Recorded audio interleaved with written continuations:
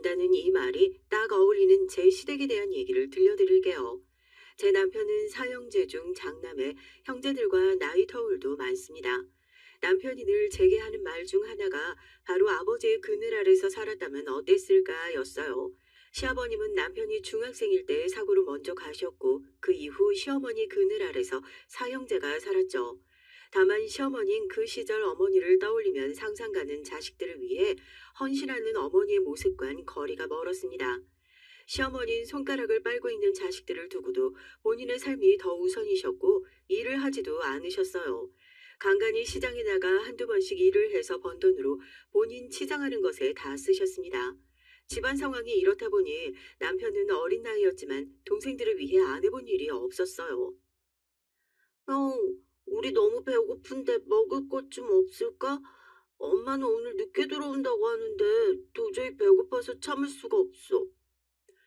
형이 시장 나가서 일해서 돈 벌어올게. 오면 깜깜한 밤일 텐데 너희들끼리 어디 가지 말고 집에서 기다리고 있어. 알겠지? 올 때 먹을 거 사올게.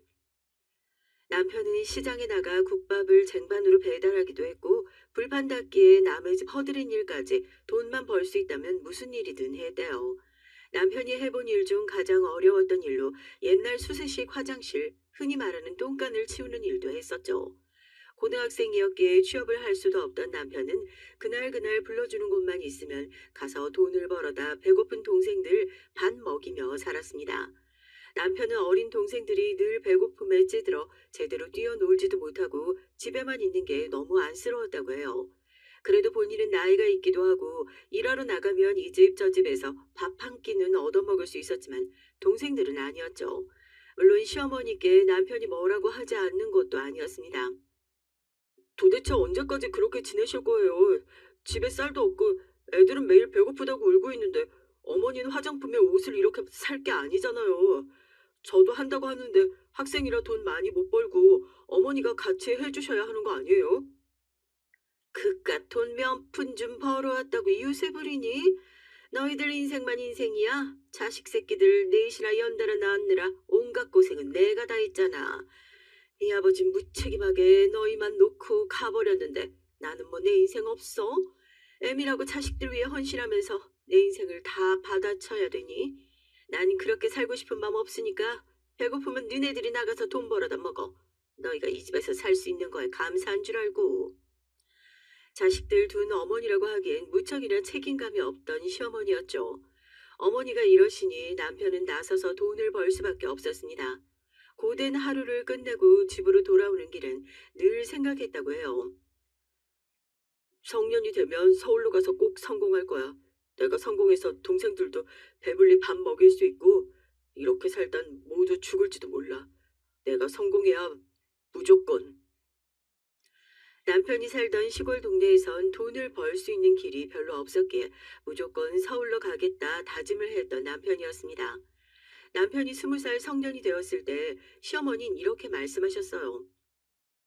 너도 이제 성년인데 나가서 제대로 돈 좀 벌어와봐. 쥐꼬리만한 1급 받아오지 말고 너만 보고 있는 동생들 생각해서 늘 착실하고 성실하게 살아야 돼. 알겠지? 그리고 낳아준 부모한테 효도하는 건 자식이 당연한 도리니까 애미도 좀 기쁘게 해주고. 전 어머니와 다른 인생 살 겁니다. 이 시골 동네에 박혀서 뻔하디 뻔한 인생 안 살 거라고요.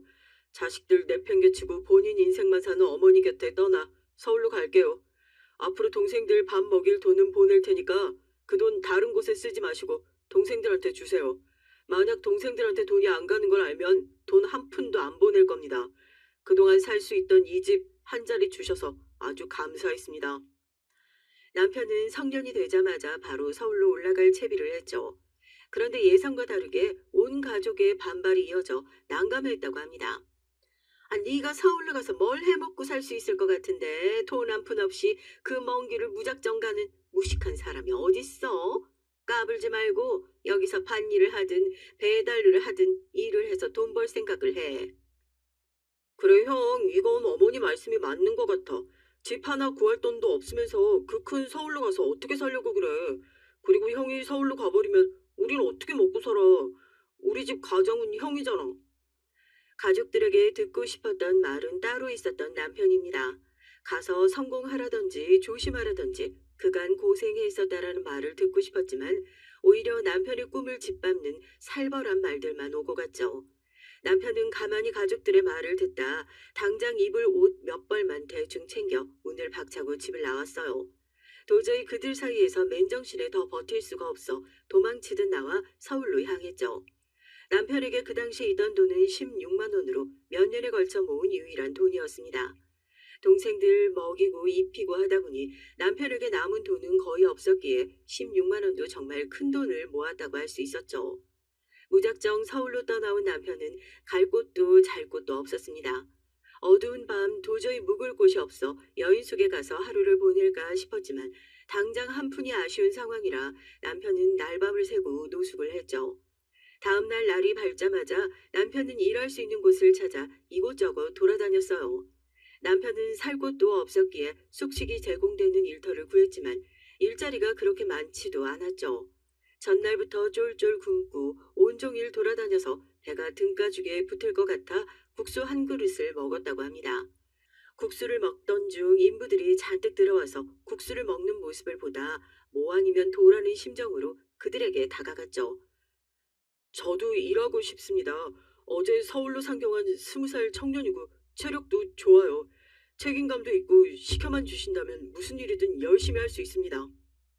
젊은 패기를 본 인부들은 깔깔 웃으며 남편에게 물었어요. 우리가 무슨 일을 하는 줄 알고 할 수 있다는 거야? 이 청년 패기가 아주 대단하네. 안 그래도 젊은 청년이 필요하긴 했는데 건설 현장에서 막노동하는 거라 정말 힘들 텐데 할 수 있겠어? 서울로 상경한 건데 이 몰골로 돌아다니는 거 보니 집도 없는 것 같은데. 우리 숙식 제공도 해주거든. 자네만 할 수 있다면 국수 먹고 같이 가보겠나? 네, 시켜만 주신다면 정말 잘할 수 있습니다. 안 그래도 숙식 제공되는 일자리를 찾고 있었는데 다행이에요. 전 너무 좋습니다. 그렇게 함께 국수를 먹고 건설 현장에 있는 한 컨테이너 박스 안으로 들어갔다고 해요. 그곳엔 이 모든 현장을 통제하고 있는 실장과 사장이 함께 차를 한잔하고 있었죠. 인부는 남편을 긍정적으로 소개를 해줬고 현장에 젊은 인력이 부족해 남편은 곧바로 투입해 일을 할 수 있었습니다. 건설 현장에서 막노동을 하는 거라 체력적으로 너무나 힘들었지만 일을 할 수 있다는 것도 기뻤고 무엇보다 서울살이가 막막했는데 숙식까지 단번에 해결해서 마음이 놓였다고 했죠. 다른 인부들은 중간에 꾀를 부리기도 하고 여러 가지 핑계를 대고 결근을 하기도 했지만 남편은 휴무까지 반납하고 단 하루도 쉬지 않고 죽기 살기로 일을 했어요. 본인이 돈을 많이 벌어야 성공할 수 있다는 생각이 머릿속을 가득 채우고 있어 쉬는 시간까지도 마음이 조급했던 남편이었죠. 평생 이 일을 할지도 모르지만 다른 일을 하고 싶다면 적어도 살 수 있는 단칸방이라도 마련해야 했으니 하루가 가는 게 아쉽고 시간이 부족했다고 해요. 현장에서 가장 막내였던 남편은 수많은 인부들 사이의 스타였습니다. 모든 주머니 사정이 좋지는 않았지만 막내인 남편에게 빵 하나라도 더 챙겨주려고 했고요. 또한 인부들은 인생을 더 살고 있는 어른으로서 현실적인 조언도 아낌없이 해줬답니다. 인부들과 함께 지내며 남편은 마음의 안정도 찾을 수 있었고 현재의 삶을 사는 것에 대한 생각도 할 수 있었다고 해요. 늘 가족들이 먼저라고 버는 족족 가족들에게 돈을 보냈지만 한 인부가 남편에게 이런 말을 해줬답니다. 가족들 챙기는 것도 좋지만 인생엔 내 자신이 주인공이어야 하는 거야. 네가 그렇게 평생을 가족들 뒷바라지 한다고 해서 가족들이 나중에 너한테 뭐라도 해줄 것 같아? 절대 아니다. 돌아오는 건 결국 배신감과 상처뿐이니까 적당히 해. 너 자신 먼저 챙기고 그 다음이 가족이어야 순서가 맞는 거야. 저도 그러고 싶은데 제가 도와주지 않으면 당장 동생들이 굶을 걸 알아서 어떻게 해야 할지 모르겠어요. 그래도 애들 졸업하고 성년 될 때까진 제가 마지로서 도와줘야 한다고 생각했거든요. 너는 네 동생들 나이에 아버지 잃고 가장 역할 지금까지 하고 있어. 동생들이라고 어린 게 아니다. 걔네가 독립적으로 생활할 수 있게끔 환경을 만들어 주는 게 오히려 형으로서 더 현명한 길로 인도하는 거라 생각한다. 무작정 챙겨주고 돈 보내는 거 결국 가족들 습관 들여서 나중에 다 원망으로 돌아오는 거야. 가족들을 챙기지 말라는 말도 아니고 네 자신부터 챙기고 그 다음 가족을 챙기라는 말이다. 진심 어린 조언을 듣고 남편은 생각이 많아졌죠. 가족들을 위해 그간 돈을 버는 족족 다 보냈는데 이게 가족들을 위한 길이 아니라니 어찌할 바를 몰랐다고 해요. 남편은 그럼에도 동생들이 굶어 죽을까 돈은 보냈지만 이전처럼 많이 보내지는 않고 비율을 줄여 보냈다고 합니다. 하루도 빠짐없이 성실하게 일을 하는 남편은 사장의 눈에 들었고 사장은 남편에게 제안을 하나 했죠. 전날부터 지금까지 자네 쭉 지켜봤는데 이 정도의 성실함과 책임감이면 무슨 일을 해도 성공하겠구나 싶더군. 다른 인부들과 다르게 현장에 대한 감도 있고 센스도 있는 게 조금만 더 배우면 좋겠다는 생각이 들어. 그런데 자네 제대로 배워서 이쪽 일을 하는 게 어떤가? 나도 자네같이 평생을 함께 해줄 직원이 필요하니 잘만 따라와 준다면 내가 도와주겠네. 그게 정말인가요, 사장님? 도와주신다면 최선을 다할 자신 있습니다. 감사합니다. 남편은 이날 이후 일하는 시간을 줄이고 회사의 도움을 받아 야간 학교도 다니며 건설에 대한 공부를 본격적으로 시작했대요. 이어서 필요한 관련 자격증도 따고 그간 현실을 사느라 손을 놔버린 공부를 다시 할 수 있게 됐죠. 이른 오전부터 저녁까지 현장 일을 하고 이후부터는 공부만 했습니다. 배우는 것에 대한 지원을 모두 해주셨기에 돈에 대한 부담은 없었지만 믿어주신 만큼 한 번에 좋은 결과를 보여드리고 싶었다고 해요. 늦은 새벽까지 공부를 하고 겨우 쪽잠을 잔 후 하루 일정을 소화했기에 남편은 체력적으로 한계를 느꼈지만 그 어느 때보다 행복했다고 말합니다. 그렇게 사장 밑에서 최선을 다했던 남편은 일용직이 아닌 정직원으로 일하게 됐고 사장의 신임을 얻게 됐죠. 아무것도 없이 올라왔던 20살의 남편은 어느덧 이곳에서 뼈 빠지게 일한 지 7년 차에 20대 후반을 맞이했어요. 회사에서 제공하는 숙소에서 나와 본인 방 2개짜리 투룸에서 지내며 차도 끌고 다녔고요. 사치 부리는 성격이 절대 아니던 남편은 참 알뜰살뜰 살았습니다. 앞으로도 평온한 하루하루가 기다릴 줄 알았던 남편에게 고비가 찾아왔죠. 7년 내내 집으로 돈을 보냈던 남편이지만 점점 보내는 비용을 줄였다고 해요. 그럴 때마다 시어머니의 반발이 거셌지만 남편은 귀 닫고 무시했다고 합니다. 그런데 남편이 서울에서 잘 정착해 너무 잘 사는 걸 셋째 동생이 알아버렸죠. 서울로 올라와 일을 하던 셋째 동생이 술 한잔 하자며 남편에게 연락이 와 기쁜 마음으로 동생을 만나러 갔다고 합니다. 그런데 차 끌고 와 멀끔해진 남편의 모습을 본 셋째 동생은 이런 말을 했죠. 형, 이렇게 잘 살고 있었구나. 차도 좋은 거 끌고 다니고 있었네. 그런데 왜 집에 보내는 돈은 자꾸 줄었던 거야? 우린 형이 보내준 돈 겨우 쪼개고 쪼개서 내 식구가 먹고 살았는데 형은 서울에서 이렇게 잘 살고 있었어? 왜 그렇게 말해, 셋째야? 나도 먹고 살아야지.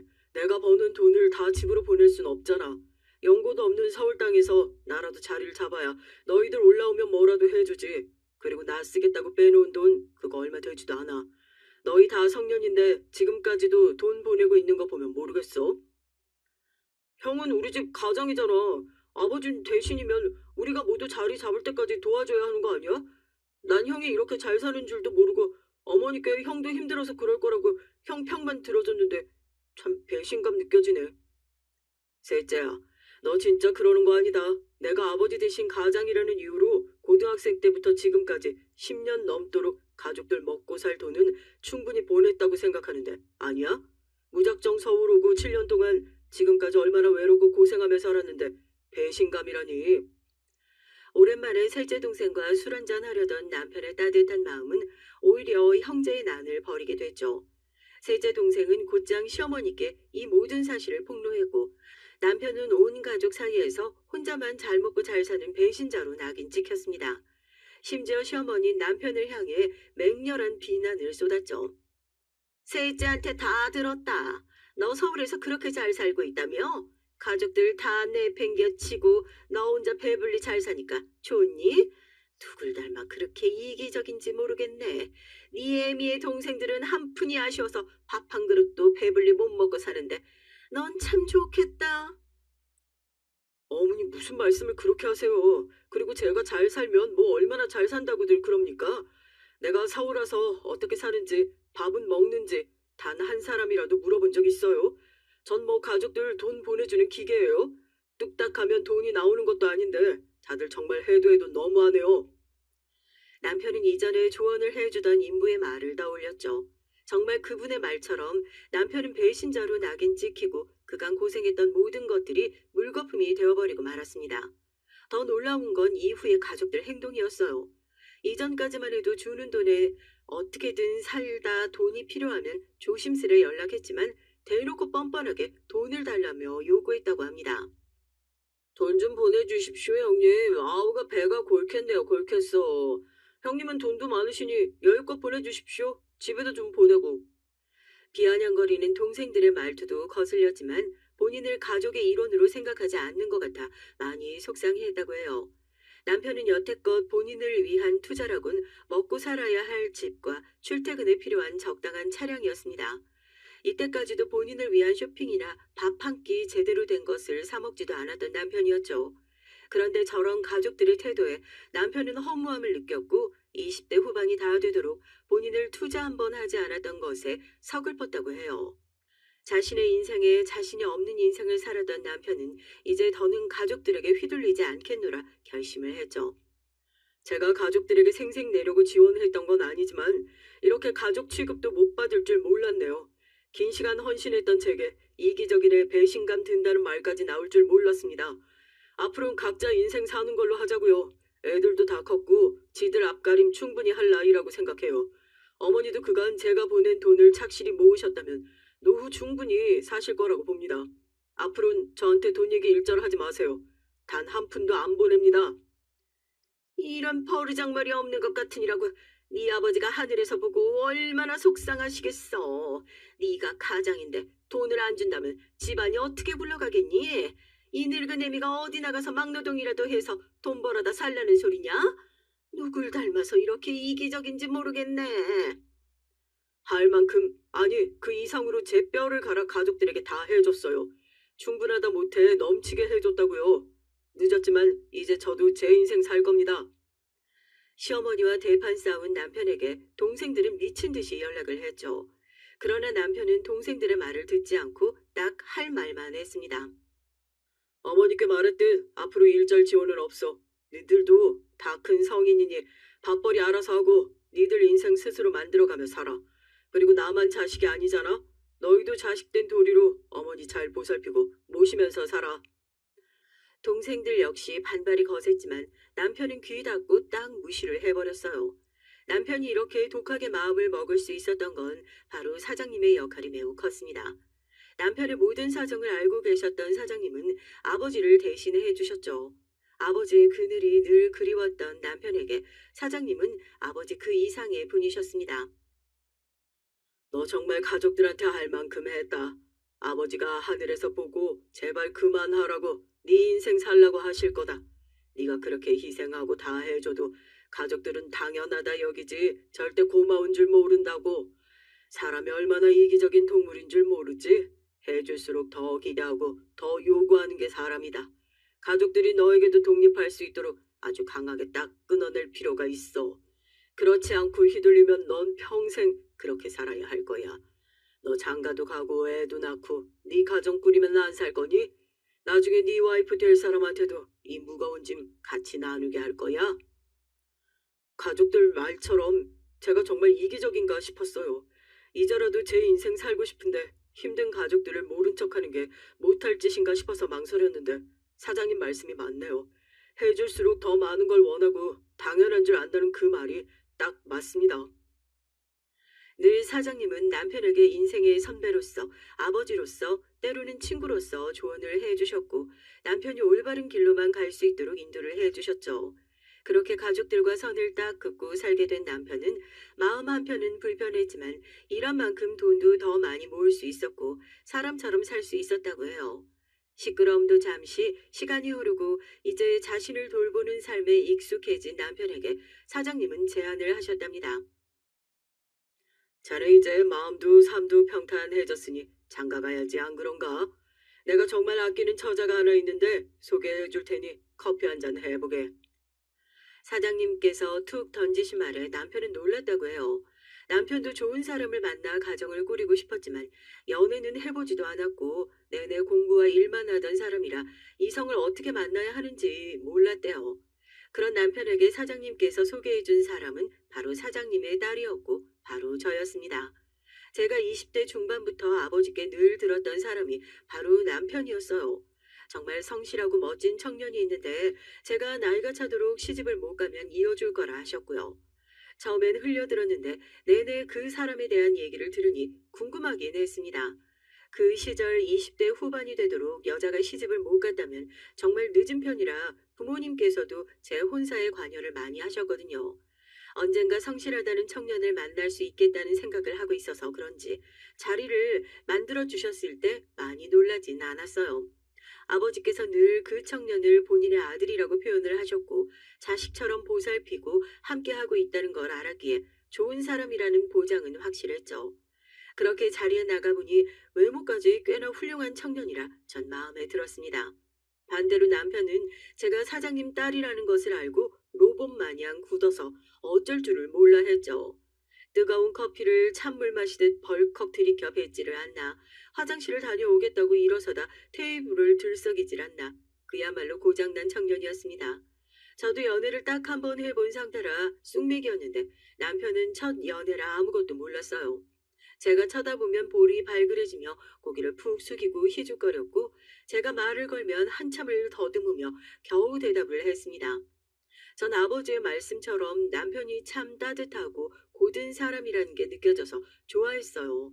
그 당시 여자가 먼저 교제하자는 말을 하는 것도 흔치 않은 일인데 10번을 넘도록 만나도 교제하자는 말을 안 하는 남편 때문에 제가 먼저 했습니다. 남편은 그 말을 듣고 방방 뛰며 어쩔 줄을 몰라 하며 남성미라곤 전혀 찾아볼 수 없었지만 전 때묻지 않은 순수함이 있는 남편이 좋았어요. 저희 두 사람이 정식으로 교제를 시작하고 나니 집안에선 난리도 아니었죠.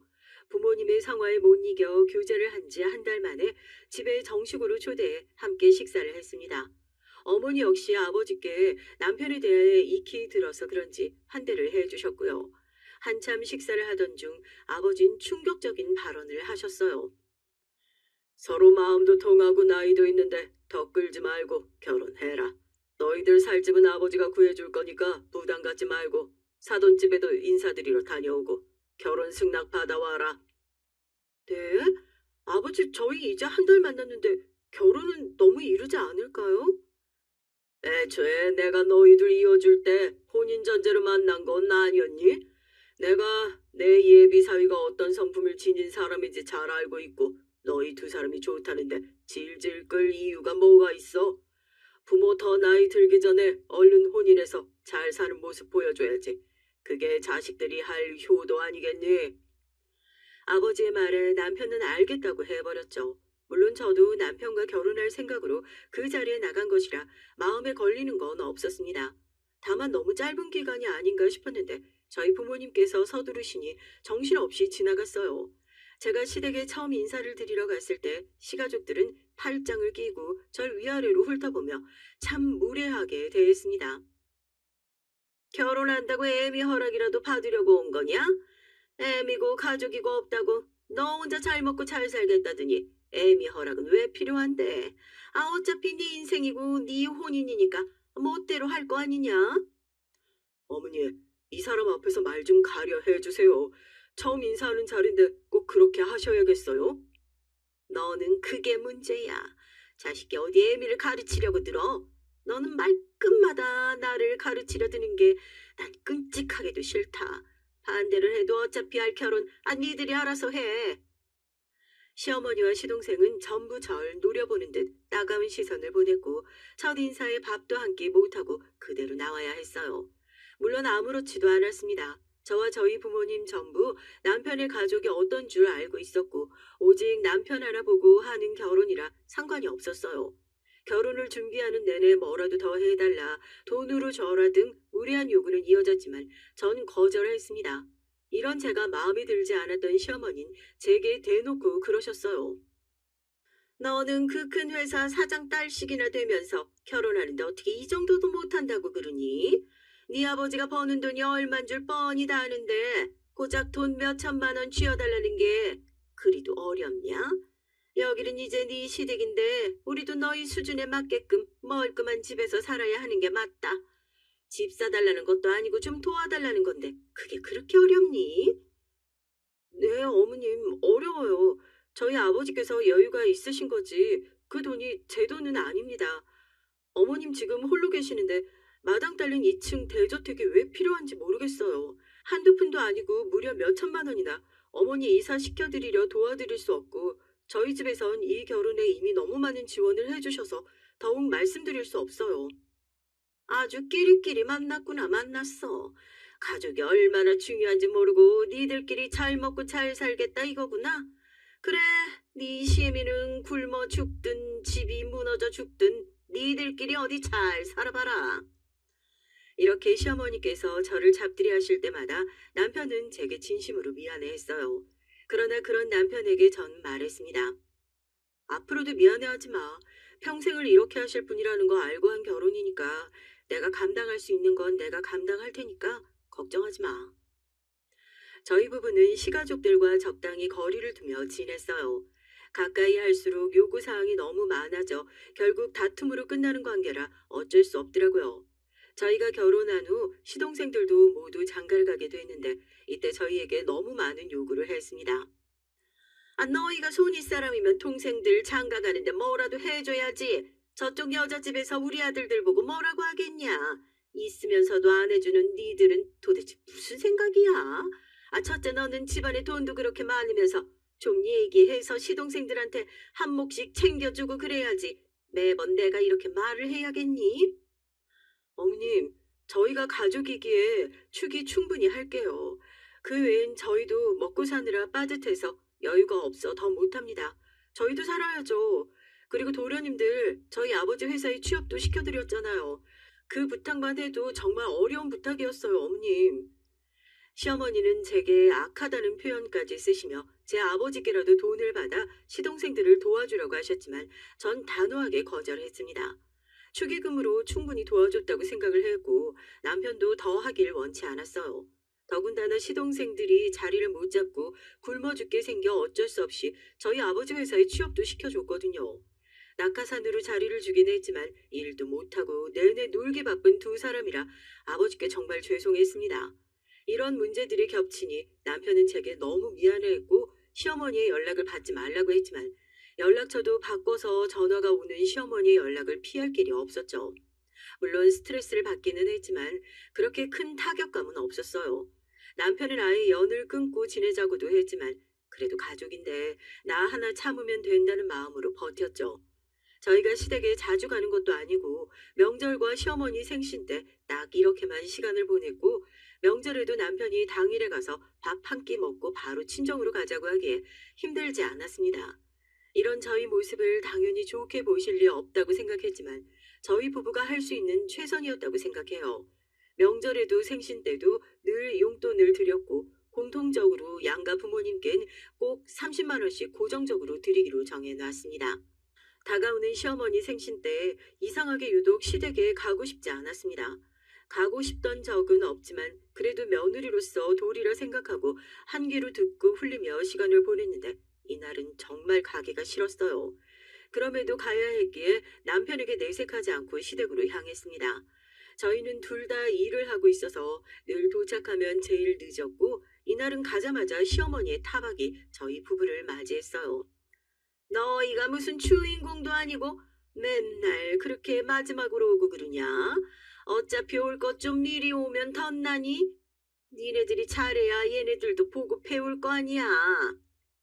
좋은 날 언성 높이지 마시죠, 어머니. 오랜만에 가족들 다 모였잖아요. 저희도 빨리 오고 싶지만 전날까지 일하고 오늘 겨우 오는 거 뻔히 아시면서 그러세요. 새벽부터 출발해서 지금 겨우 도착한 거잖아요. 그러니까 애미를 서울에 살게 해야지. 지들만 뭐로 서울에 산다고 저러고 있어. 다들 오는 게 힘들잖아. 조금 도와주면 온 가족이 서울에서 살겠구만. 시어머니는 기분이 상하시니 억지스러운 말까지 해가며 분위기를 확 가라앉히셨죠. 얼른 식사를 마치고 선물 드리고 집으로 가야겠다 생각만 했습니다. 식사를 거의 다 해갈 때쯤 시어머니는 제게 빈손으로 왔냐며 타박을 하셨어요. 식사를 다 하고 케이크에 촛불을 불며 드리려던 용돈 아무 말 없이 드렸습니다. 저도 사람인지라 이날은 참을 내야 참을 수가 없을 정도로 화가 났거든요. 평소 같으면 억지로 웃기라도 했을 텐데 도저히 웃음이 나질 않았습니다. 저희가 정해놓은 30만 원 용돈을 이날은 현금이 아닌 상품권으로 들고 갔어요. 일전에 선물 받은 상품권을 쓰지 못했는데 마침 잘 됐구나 싶었죠. 봉투를 들이니 표정부터 싹 변하던 시어머니는 그 자리에서 바로 봉투를 열었고 이내 표정이 확 굳었습니다. 이게 보자 보자 하니까 시애미를 무시해도 정도가 있지. 첫째 너 나랑 지금 해보자는 게냐? 정신머리 없는 것 같으니라고 너 제정신이야? 시어머니는 순식간에 봉투로 제 뺨을 후려쳤어요. 정말 순식간에 벌어진 일이라 너무 놀라서 아무 말도 하지 못하고 맞은 제 뺨을 두 손으로 감싸고 눈물이 고였습니다. 시어머니는 그런 제게 손가락질을 하며 욕을 퍼부었죠. 네 아버지가 돈이 얼마나 많은 줄 내가 뻔히 아는데 어쩜 이렇게 모질게 구니? 형편 어려운 네 동서들은 나한테 생신이라고 300만 원씩 쥐어줬는데 제일 잘 사는 네가 30만 원을 그것도 상품권으로 쥐어주는 게 맞니? 이 호랭이가 물어갈 개집 같으니라고 네가 이 시애미를 얼마나 무시하면 이딴 짓을 하니? 이깟 쓰레기 같은 거 줘도 안 쓰니까 너나 써라. 시어머니는 욕을 미친 듯이 퍼붓다 제 얼굴에 봉투를 집어 던졌어요. 시동생과 동서들은 시어머니를 말리느라 난리였고 전 그 자리에서 얼어서 아무것도 하지 못했습니다. 남편은 그 모습을 지켜보다 못해 분노했죠. 지금 이게 뭐하는 짓입니까? 어디 사람 얼굴을 후려쳐여치기를. 이 사람이 그간 안 들어도 될 어머니 억지스러운 욕이란 욕 다 듣고 참아낸 세월이 있는데 이 사람한테 어떻게 이렇게 하세요? 다 떠나서 어떻게 사람 뺨을 치세요? 저도 그동안 가족이라는 이유로 이 사람이 그래도 가족이라고 참으라고 해서 참았는데 더는 이 집 가족 못 해먹겠네요. 2번 다시 연락하지 마세요.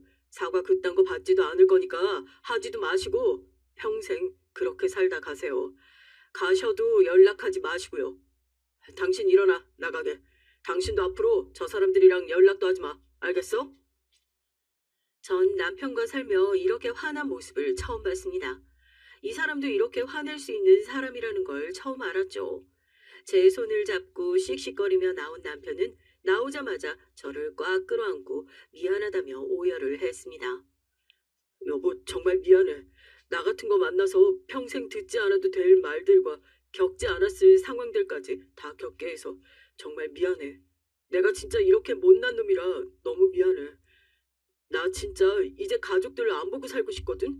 그러니까 당신도 이제 절대 연락 받아주고 그러지 마. 그래도 가족이고 내가 며느리니까 내 할 도리를 해야 한다고 생각했었어. 그런데 여보, 나도 이제 못하겠어. 미안해. 내가 뺨까지 맞으면서 버티기엔 어려울 것 같아. 우리 부모님이 당신 부모님이기도 하잖아. 우리 그냥 등지고 서울에서 우리끼리 잘 살자. 늘 남편에게 그래도 가족이라고 어떻게 연을 끊을 생각을 하냐며 다그쳤지만 뺨까지 맞은 이상 저도 더는 못하겠었어요. 이 일을 저희 친정에서 아신다면 너무 속상해하실 게 뻔해서 전 남편에게 없던 일로 묻자고 했습니다. 그런데 남편은 며칠 내내 술을 마시고 귀가를 했어요. 많이 힘들어 보였지만 혼자 정리할 시간이 필요할 것 같아 간섭하지 않았습니다. 그러던 어느 날 친정 아버지의 갑작스런 부름에 급히 나갔는데 남편과 함께 계셨어요. 아버지와 남편이 회사에 있을 시간인데 의아했죠. 회사에 있을 시간인데 집 앞엔 무슨 일이에요? 갈 곳이 있으니 차에 타라. 저희 아버지의 표정과 저 말투는 딱 한 번 들어봤습니다. 제가 어릴 때 저희 어머니께 치근덕대던 동네 아저씨가 계셨는데 그 아저씨에게 경고를 할 때 봤던 표정과 목소리였죠. 남편에게 조용히 어디를 가는 것인지 물어도 대답을 하지 않았고 이상했습니다. 한참을 달리는 차 안에서 가만히 보니 이 길은 시댁으로 가는 길이었어요. 설마 시어머니 생신날 시댁에서 있었던 일을 친정 아버지가 모두 아셨는지 그래서 가는 건지 궁금했습니다. 아버지, 이 길은 제 시댁 가는 길인데 혹시 지금 시댁으로 가는 거 맞아요? 그 집으로 가는 건 맞다. 내 자식들은 아비인 내가 지켜야지. 조용히 따라와서 옆에 가만히 있어라. 친정 아버지가 이렇게까지 단호하셔서 아무 말 없이 묵묵히 따라갔어요. 그렇게 시댁에 도착해 들어서는데 그날의 기억이 떠올라 심장이 두근두근 뛰었습니다. 들어서니 시어머니뿐 아니라 시동생들의 동서들까지 전부 모여 있었어요. 시어머니는 저희 친정아버지를 보고도 인사조차 하지 않으시고 팔짱을 끼고 고개를 빳빳하게 세우고 계셨죠. 그런 시어머니를 뒤로 하고 저희 친정아버진 저희 부부를 본인 뒤에 세우시고 말씀하셨습니다. 긴 세월 자식 앞세워 입에 풀칠을 했으면 노년은 양심껏 쥐죽은 듯 사셔야지. 무슨 노인네가 욕심이 끝을 모르고 하늘을 찌르네. 감히 내 딸 자식 뺨을 후려친 것도 내 아들 자식 가슴에 평생 빼지도 못할 대목 받은 것도 내가 더는 눈 감아줄 수 없어서 이 시골 촌동네까지 먼 길 왔네요. 이 시간부로 이 집 장남 없고 내 아들만 있소. 다른 건 다 참아도 내 자식들, 내 아내한테 함부로 하는 사람은 그게 누구든 처참하게 응징을 해야 하는 사람이라 경고하려고 왔으니까 똑똑히 들으시죠. 내 아들, 딸 건들지 마시고 당신들 인생은 본인들이 알아서 사십시오. 친정아버지의 말씀 끝에 남편은 눈물을 하염없이 흘렸습니다. 그런데 이 말을 듣고 가만히 있을 시어머니가 아니셨죠. 내 배 아파 낳은 내 자식을 그쪽이 뭔데 자식이네 만에 그러고 있습니까? 자식이 애미한테 효도하는 건 당연한 거 아니오? 그리고 첫째는 돈 없어 힘든 시댁인 거 뻔히 알면서 한 푼도 안 주려고 들고 시애미 생신에 상품권 30만 원 탈락 내미는데 그걸 눈 감아줄 시애미가 어딨어요? 남의 자식 탐하기 전에 그쪽 자식 교육으로 단단히 시키시지 어딜 찾아와서 뭐 이라 마라 훈계질이야. 사돈사돈거리며 예의를 갖춰주니 끝을 모르고 무례하고 입을 열 때마다 무식이 쏟아져 나오시네요. 자식 둔 부모의 동년배라고 충고 하나 하죠. 당신 그나마 장남이 있었으니 여태 사람처럼 살았던 거지. 남들 자식들이 당신 노년을 봐줄 것 같소? 장담컨대 당신은 처절하고 비참하게 살다가 갈 게 뻔히 보이는데 그걸 본인만 모르니 참 답답하네요. 친정아버진 본인에게 무례한 시어머니께 굴하지 않고 단호하게 말씀을 하셨어요. 그럴수록 시어머니는 더욱 언성을 높였고요. 시어머니는 친정아버지가 앞에 계신데도 불구하고 제게 대놓고 험한 말을 하기도 하셨죠. 이래서 옛말에 집안에 여자가 잘 들어와야 한다고 말씀하셨지. 저거 하나 잘못 들어와서 결국 집안을 이렇게 풍비박산을 만들어버리네. 네 아버지 뒤에 딱 숨어서 너 뭐하고 있니? 결국 네 남편이랑 가족들 싹 의절시키니까 속이 편하냐? 아주 못돼 처먹은 것 같으니라고. 그쪽도 자기 자식이라고 감싸가 놀 게 아니라 저것이 시댁에서 얼마나 함부로 했는지 시애미를 개똥으로 알았는지 똑똑히 듣고나 말하시오. 내 말 아직 안 끝났는데 벌써 이렇게 흥분하시면 곧 뒷골 잡고 쓰러지시겠네. 귀한 내 딸 자식 뺨 후려친 대가는 받으셔야죠. 나이값도 못하고 빈둥거리는 것들 사돈 자식들이라고 불쌍해서 자리 하나씩 내어줬더니 감사한 줄 모르고 여태 정신을 못 차렸네. 자네들이 사람이라면 자네 애미가 저러는 걸 말리고 자네 형한테 미안한 줄 알았어야 했네. 말해도 뭐 알아들을 귓구녕이나 있을진 모르겠지만 둘 다 내 회사에 발들이지 말게나. 해고니까. 그 자리에서 친정아버진 낙하산으로 회사에 꽂아준 시동생 둘을 해고시켰어요. 듣자마자 시동생들은 난리가 났죠. 사돈어른, 지금 저희 해고당하면 당장 죽으란 말입니까?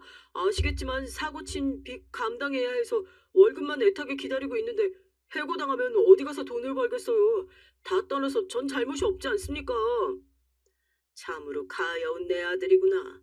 이런 사람들도 가족이라고 반평생을 본인을 갈아먹으며 돈을 바쳤으니 앞으로 너희들도 이 사람들이랑 마주하지도 마라. 그리고 자네들은 애초에 내 회사에 월급 받을 능력조차 없는 사람들이니 현실을 마주하고 받아들이도록 해. 자신의 삶은 스스로 개척하며 사는 거지. 누군가에게 그게 가족이라고 해도 기생하며 피 빨아먹듯 사는 게 아니라네. 그렇게 시댁을 풍비박산 만들고 나온 저희 부부는 친정아버지를 보며 한참을 오열했어요. 그런 저희 어깨를 두들겨 주시며 말씀하셨죠. 인생 생각보다 길다 얘들아. 그간 힘들고 아팠던 일들은 인생의 큰 배움을 하기 위한 과정이었다 생각하고 마음에 너무 담아두지 말고 앞으로 살자. 너희에겐 번듯한 부모가 있잖니. 출발이 달랐다고 한들 결과가 중요한 것이니 내 자식들다운 옳은 길을 가주길 바란다. 그간 참 고생 많았어. 아버지 진심으로 죄송하고 감사합니다. 긴 시간 제 아버지로 살아주셔서 앞으로도 그렇게 해주실 거라 감사합니다. 귀한 따님을 제게 주시면 얼마나 많은 걱정이 있으셨을까 다 헤아리고 있었는데 제게 한마디 말씀도 저희 일에 걱정하시는 모습도 없으셨고 관여도 하지 않으셨던 게 저를 믿어주셔서 그랬다는 거 잘 압니다. 비록 못난 모습을 보였지만 지금보다 더 잘 살겠습니다. 더 잘할 거 없다. 너희는 존재만으로도 부모인 우리에게 기쁨을 주기에 너희의 행복을 찾아 살면 그만이야. 결국 너희의 행복이 부모의 기쁨이라는 걸 명심하고 온전히 너희들을 위한 삶만 살았으면 한다. 나도 이런 말은 처음이지만 내 아들로 살아줘서 너무 고맙다. 친정 아버지와 남편은 서로를 향한 진심을 고했고 저희 가족에게 한 번은 필요한 시간을 보냈어요. 폭풍 전야가 지나간 후 저희 부부는 원래 살던 일상을 살아갔죠. 마치 아무런 일도 없는 것처럼 말이죠. 물론 시댁 식구들의 연락을 받지 않기 위해 저희 부부 모두 연락처를 바꿨습니다. 사는 집 주소를 알고 있는 게 걸리긴 했지만 당장 집까지 이사하기엔 무리가 있었죠. 하루는 남편이 야근을 한다기에 먼저 퇴근하고 집에서 저녁을 준비하던 중이었어요. 누군가 초인종을 연속으로 미친 듯이 눌렀고 이내 문을 주먹으로 쾅쾅 두들기는 소리가 났습니다. 늦은 저녁에 집에 혼자 있었기에 무서워서 문구멍으로 슬쩍 밖을 내다보니 둘째 시동생과 동서였어요. 그들과 마주하고 싶지 않아서 무시를 하고 있었지만 밖에서 소리가 들렸습니다. 형수님 안에 계신 거 다 알고 온 겁니다. 형수님 오시길 내내 밖에서 기다리다 들어오신 거 보고 온 거예요. 제발 문 좀 열어주세요. 저희 부부 말 좀 들어주세요. 문 열어주실 때까지 이렇게 두들길 겁니다. 형님 제발 저희 말 한 번만 들어주세요. 대화만 하고 바로 집으로 갈게요. 딱 10분이면 충분해요. 제발요 부탁드릴게요. 통사정을 하는 것도 마음에 걸렸지만 단독주택도 아닌데 저렇게 소란을 피우니 이웃들이 신경 쓰여 어쩔 수 없이 문을 열어줬어요. 집에 들어온 시동생 내외는 다짜고짜 제게 무릎을 꿇고 말했습니다. 형수님 저 사고 많이 친 거 아시죠? 저희 지금 빚에 시달리다 죽게 생겼어요. 제발 사돈 어른께 말씀 좀 전해주세요. 다시 일 다닐 수 있게 제발 도와주세요.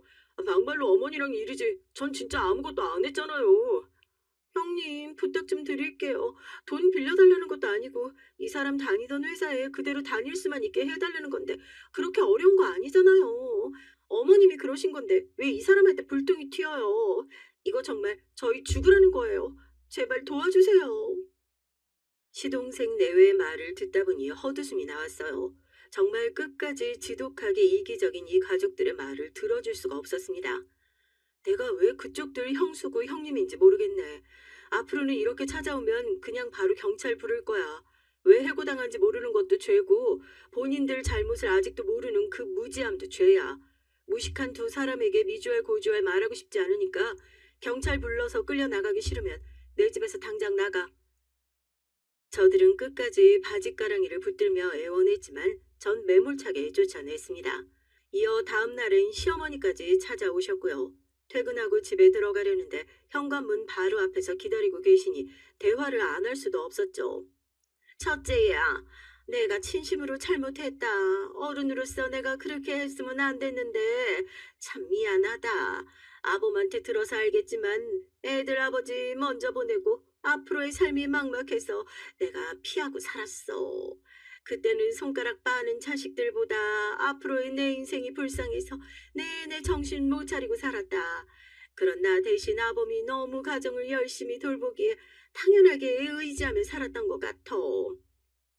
별로 알고 싶지도 궁금하지도 않으니까 그만 말씀하시고 돌아가세요. 무작정 이렇게 찾아와서 원치 않는 대화하는 거 싫거든요. 앞으로 제발 좀 다들 그만 찾아오세요. 아범도 첫째 너도 우리가 참 지긋지긋할 거다. 다 알고 있다. 그날도 며느리라고 넷이나 있는데 명색이 심히 생신에 용돈 한 푼 안 쥐어주고 그나마 믿었던 넌 상품권 30만 원 쥐어주니 화가 났어. 내가 이렇게 부족한 시엠이라도 시엠인데 며느리 넷이 날 무시하는구나 싶었거든.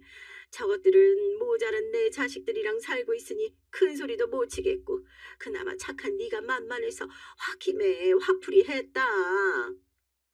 제 남편의 어머니라 끝까지 예의는 갖추려고 했는데 제발 좀 정신 차리고 사세요. 지금 여기 와서 일해봤자 달라질 거 하나 없다는 걸 아직도 모르시겠어요? 아들한테 의절까지 당하고 여기가 어디라고 찾아오세요 오시길. 제 집에서 나가세요. 시어머니는 제발 좀 나가라는 제 말에도 아랑곳하지 않고 계속 본인이 할 말만 늘어났어요. 저는 그런 시어머니를 강제로 쫓아내고 두 번 다시 찾아오지 말라고 화를 냈고요. 얘기를 들을수록 어이가 없었죠. 결국 내 며느리 중 저만 용돈을 준 건데 제게 동서들이 300만 원씩을 줬다고 하면 맞춰서 270만 원을 더 줄까봐 거짓말을 한 게 웃겼습니다.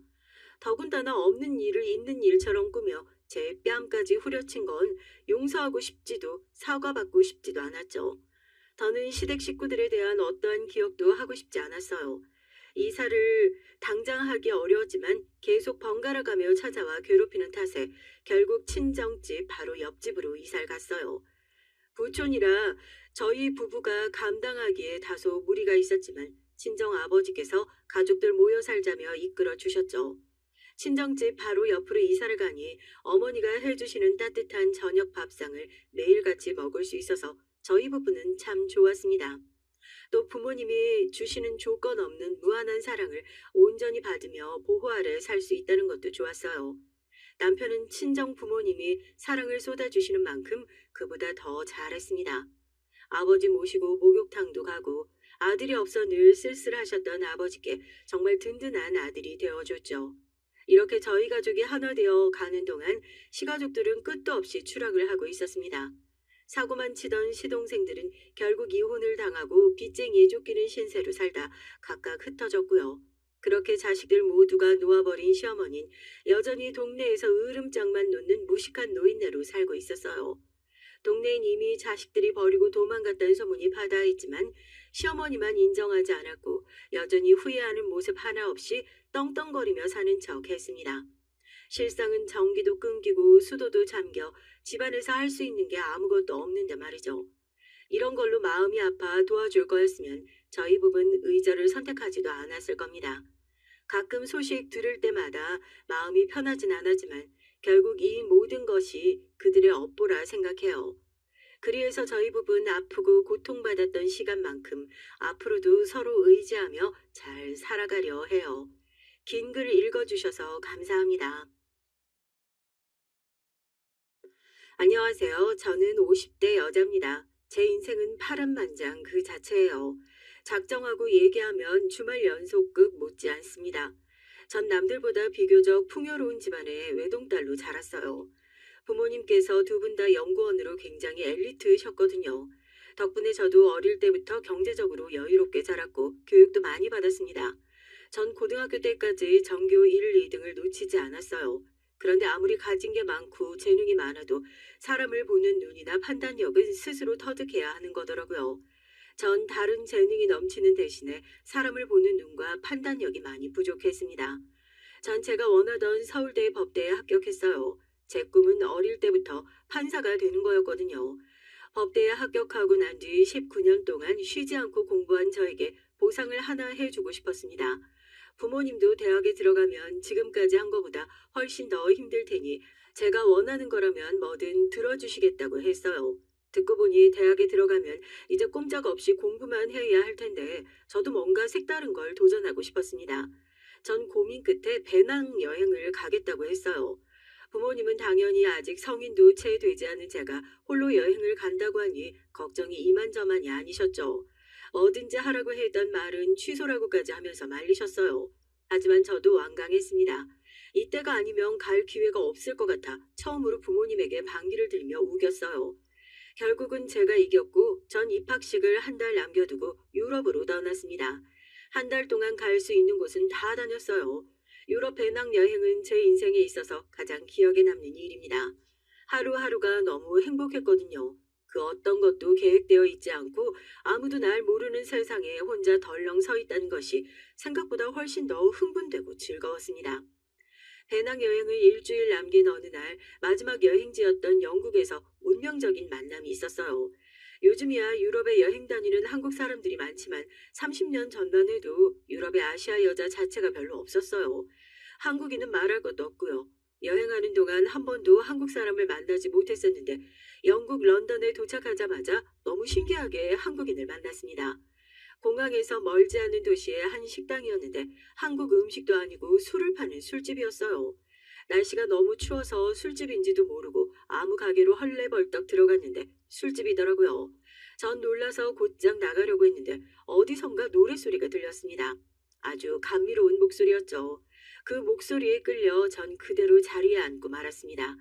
그곳에서 그 남자를 만났어요. 바로 저의 첫 번째 남편 승철이에요. 그 사람은 마이크 앞에 서서 노래를 하고 있었습니다. 전 제가 있을 곳이 아니라는 걸 알면서도 콜라를 한 잔 시키고 1시간 넘게 앉아 남자의 노래를 들었죠.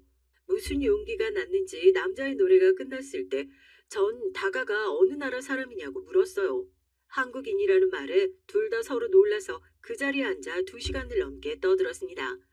승철은 이제 고등학교를 졸업한 한국 여자애가 혼자 한 달 동안 배낭여행을 하고 있다는 사실에 놀랐고 전 한국 남자가 혼자 영국에 살고 있다는 사실에 호기심이 생겼어요. 승철은 가난한 대학생이었어요. 집안이 힘들어서 대학을 휴학하고 돈을 벌러 영국에 왔대요. 낮에는 공장에서 일하고 밤에는 술집에서 아르바이트를 하며 번 돈을 모두 다 한국에 집에 보낸답니다. 전 시간이 아깝지 않냐고 했죠. 우선 빚을 지더라도 빨리 대학을 졸업하고 취직을 해서 돈을 버는 게 이익 아니냐고요. 제 말에 승철은 웃었습니다. 저더러 돈 때문에 힘들어 본 적 없지 않느냐고 되물으면서요.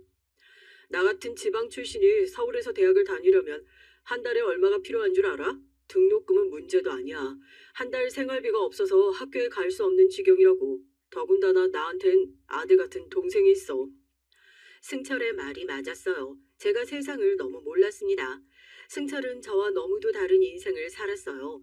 어머니가 바로 얼마 전에 동생을 낳다가 돌아가셔서 홀아버지와 이제 태어난 지 얼마 안 된 남동생이 있답니다.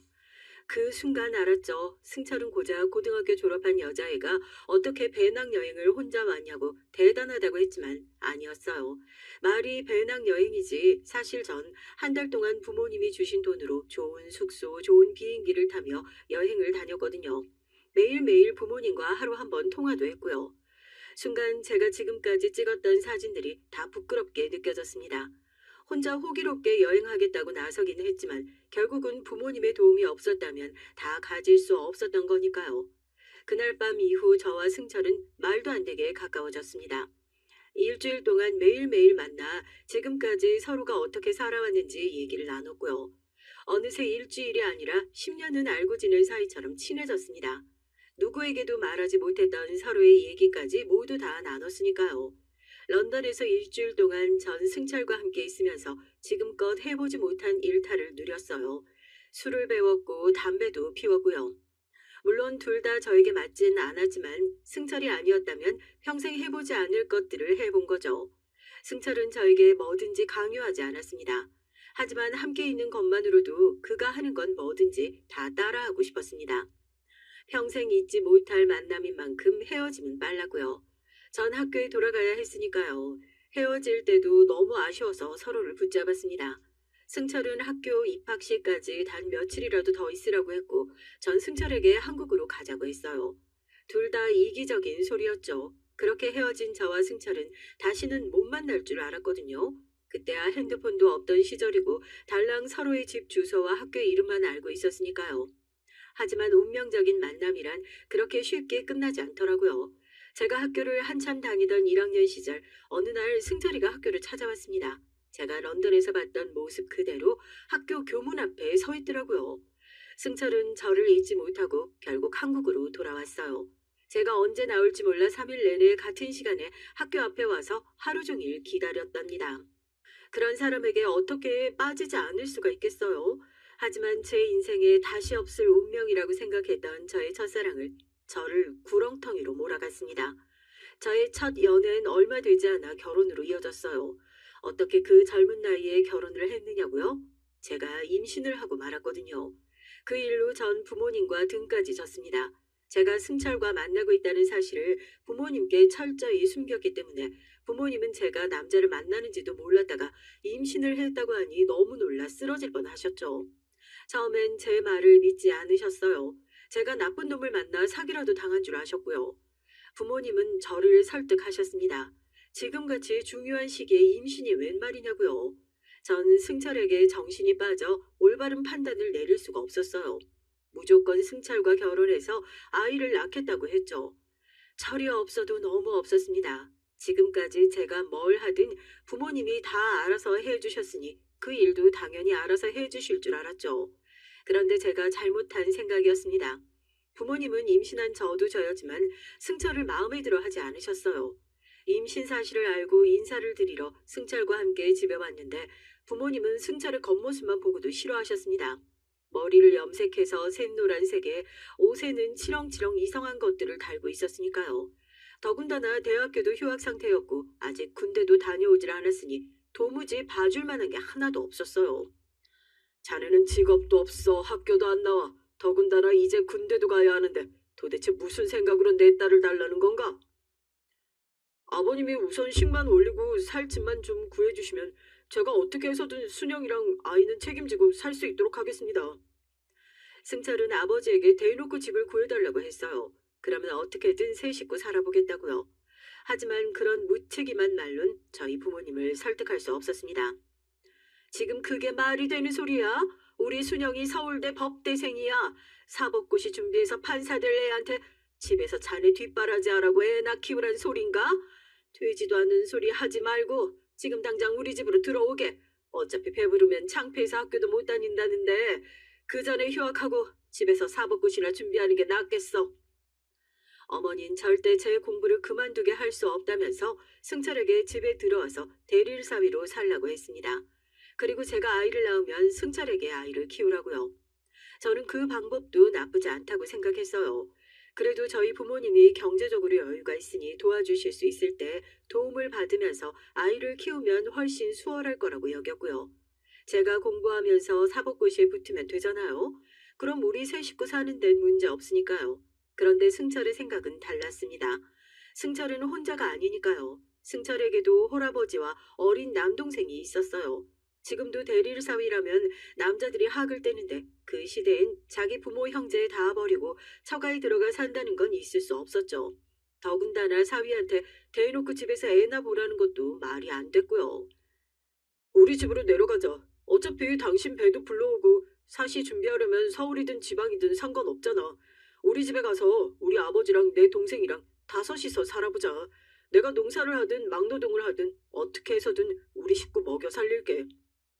승철의 말에 저도 고민하지 않은 건 아니에요. 사실 제가 부모님 곁을 벗어나 살아본 적이라고는 없는데 뭘 알겠어요. 하지만 분명한 건 제 뱃속의 아기가 승철의 아이라는 겁니다. 부모님 곁에 있으면 든든하고 의지할 수는 있겠지만 승철과는 사이가 나빠질 거라고 판단했어요. 무엇보다 저와 승철의 관계가 중요하다고 생각한 전 승철의 말대로 했습니다. 순영이 네가 남자한테 미쳐서 머리가 어떻게 됐구나. 편한 길을 놔두고 굳이 그 시골 촌구석에 가서 개고생을 하겠다는 거야? 그래 순영아, 우리 한 번만 더 다시 생각해보자. 그냥 차라리 승철인지 뭔지랑은 헤어지고 아버지랑 같이 아이 키우면서 살자. 아버지가 너 사시 보는 대로 바로 변호사 사무실 차려줄게. 부모님은 저의 생각을 돌리기 위해 갖은 수를 다 쓰셨지만 전 부모님의 만류에도 집을 떠났어요. 어쩌면 이 선택이 저의 실수인지도 몰라요. 하지만 전 승철을 믿어보기로 했습니다. 그래도 결혼식은 부모님이 해주셨어요. 20살에 임신한 딸이 뭐가 예쁘다고 주변에 얘기하고 싶으시겠어요? 저희는 그냥 가족끼리 모여 식사만 간단하게 했습니다. 저희 부모님은 식당에 앉아서도 내내 표정이 안 좋았고요. 시골에서 올라오신 시아버지와 어린 시동생을 보고도 연신 한숨을 푹푹 쉬었습니다. 그러곤 도저히 안 되겠는지 시아버지를 설득하셨어요. 사돈, 이왕 이렇게 된 거 저도 더는 제 딸 걱정이 돼서 안 되겠네요. 무례함을 무릅쓰고 저도 그냥 다 얘기할게요. 김서방이 절대 대릴 사위는 싫다고 하는데 제발 좀 설득 좀 해주세요. 우리 딸내미 보시면 알겠지만 귀하게 자라서 공부 말고는 아무것도 할 줄 몰라요. 그러니까 제가 데리고 있게 해주세요. 사돈이 아들 뺏기는 것 같아 아까우시면 저희가 보상을 하겠습니다. 시골에 새 집이라도 하나 지어드릴까요? 듣는 내내 민망해 혼났습니다. 어머니의 급한 마음도 알지만 아무리 그래도 아들을 대릴 사위로 데려오면서 보상을 하겠다니요. 똑같이 자식 키우는 부모가 무슨 사고방식이면 그런 소리까지 하실 수 있나 싶었습니다. 전 어머니의 태도에 화가 나서 저도 모르게 버럭 소리를 질렀죠. 엄마, 그게 무슨 소리야? 이미 다 끝난 얘기를 좋은 날 왜 하고 그래? 전 승철과 시아버지 눈치가 보여서 어머니의 허리를 쿡 찔렀어요.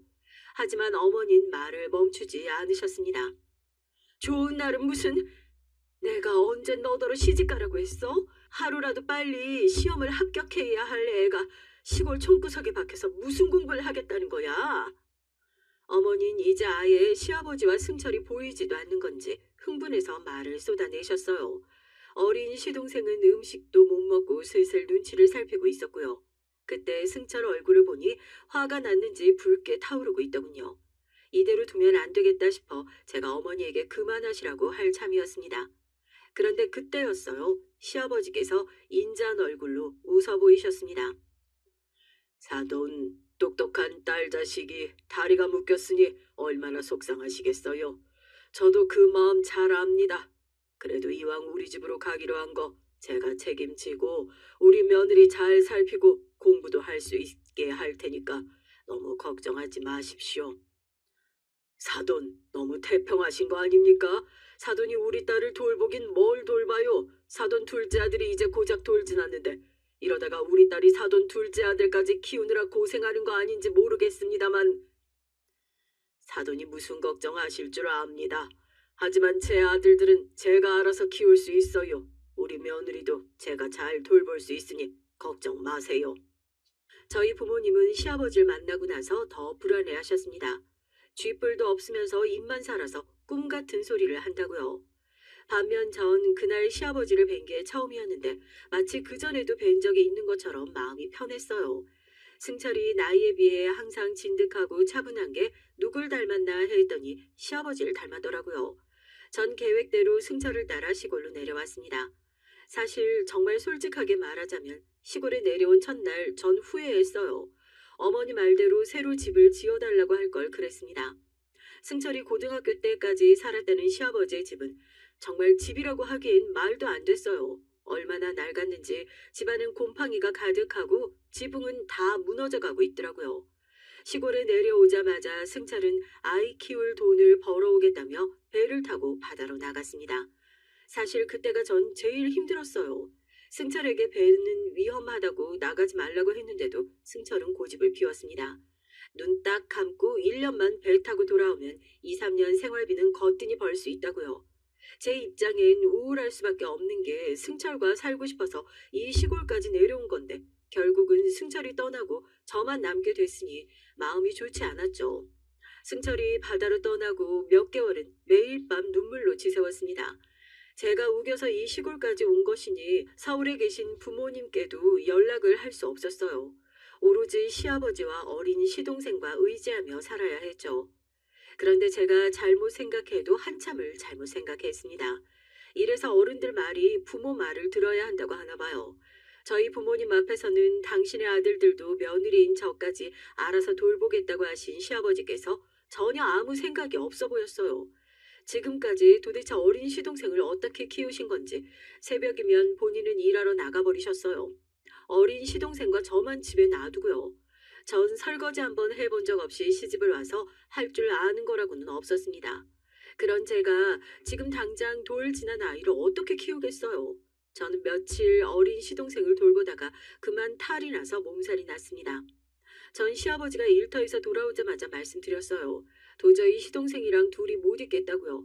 그러자 시아버지께선 얼굴이 싹 변했습니다. 여기가 아직도 너희 친정인 줄 아니? 시집을 왔으면 며느리로 쌀뜨리를 해야지. 어디서 투덜거리고 있어. 전 그 순간 제가 결혼식 날 보았던 시아버지가 맞나 싶었습니다. 전혀 다른 사람 같았어요. 제가 몸도 무거운데 시동생까지 키우는 건 무리라고 다시 한번 말하자 시아버지는 코웃음을 쳤습니다. 네 남편은 돈 벌겠다고 위험한 바닷바람 맞으면서 배 타고 있는데 아내라는 게 애 하나 못 키우겠다고 징징거려. 너희 친정 부모는 널 그따위로 가르쳤니? 친정 부모님 말씀까지 하시는데 저도 듣고만 있지 못하겠더라고요. 여기서 저희 부모님 말씀이 왜 나와요? 아버님이야말로 본인 아들이면 본인이 키우셔야지 왜 저한테 떠넘기세요? 제가 하루라도 빨리 사시 통과해야 승철 씨도 마음 편히 살 거 아니에요? 사시 같은 소리 하고 있네. 어린 게 발랑 까져서 우리 아들 꼬셔서 임신한 주제에 사시는 무슨 수로 봐. 쓸데없는 소리 하지 말고 얌전히 집에서 집안일이나 하면서 애 낳을 준비나 해. 시아버진 철저하게 두 얼굴이었습니다. 시아버진 동네에서 농사를 짓는 분들을 도와 일당을 받으며 일하셨어요. 동네 사람들이 시아버지라면 사람 좋다고 다들 칭찬을 했습니다. 거기다가 승철이 배를 타기 전에 집에 함께 있을 때까지만 해도 저와 승철이 쓸 방을 미리 다 청소하고 도배도 새로 해주셨어요. 거기다가 제가 쓸 책상이라며 시장에서 새로 사다 주기까지 하셨어요. 그런데 승철이 배 타고 나가자마자 본색을 드러내셨습니다. 전 그날 이후 우울해서 아무것도 할 수 없었어요. 하지만 우울하다고 해서 가만히 있을 수만은 없었죠. 해야 할 공부는 산더미였고 돌쟁이 시동생은 툭하면 울고 보챘습니다. 전 스트레스가 어마어마했어요. 어느 순간 제가 임신했다는 사실도 잊을 정도로 정신이 없었죠.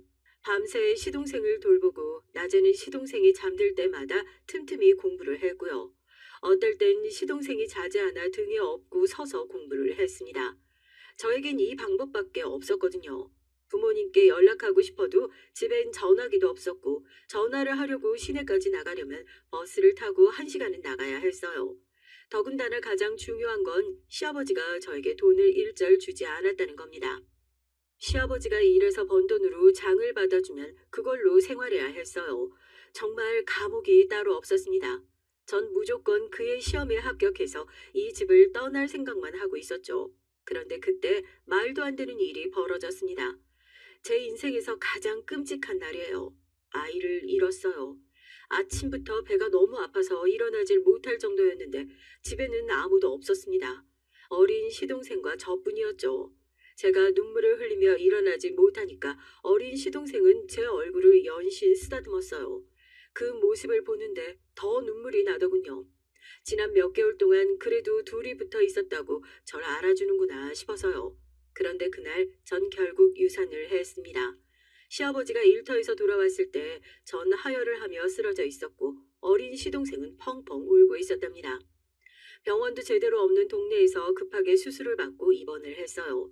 하혈을 너무 많이 해서 하마터면 자궁 적출 수술을 해야 할지도 모를 지경까지 갔었죠. 당시 의사 말이 앞으로 아이를 갖기 힘들지도 모르겠다고까지 했죠. 전 몸도 마음도 다 지쳐서 엉망이 되어 있었어요. 누군가에게라도 위로가 받고 싶어서 배를 탄 남편에게 연락을 했는데 연락이 되질 않았죠.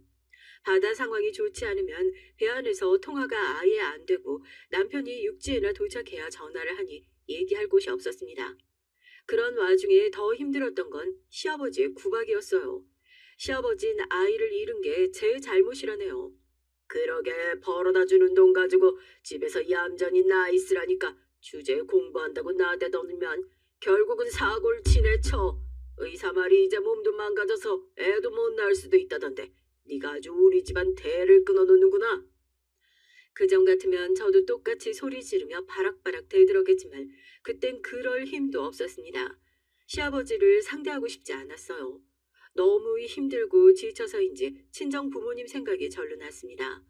전 자존심이고 뭐고 다 버리고 시아버지가 일하러 나간 틈에 성치도 않은 몸으로 시동생을 안고 시내에 나가 친정에 연락을 했어요.